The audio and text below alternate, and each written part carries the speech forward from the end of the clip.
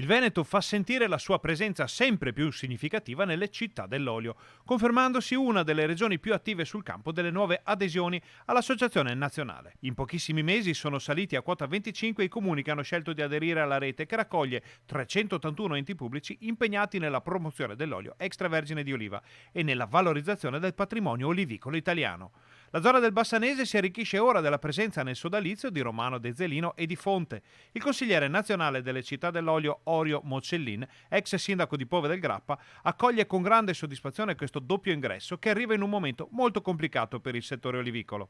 Dopo un'annata straordinaria, infatti, la produzione di questi mesi potrebbe rivelarsi quantitativamente molto ridotta, a fronte però di una qualità che ci si aspetta molto alta. Con queste premesse diventa fondamentale, ma le città dell'olio sono nate proprio per questo, promuovere la cultura e la conoscenza dei temi legati all'oro verde della pedemontana e all'olivicoltura d'eccellenza di un territorio dalle mille risorse.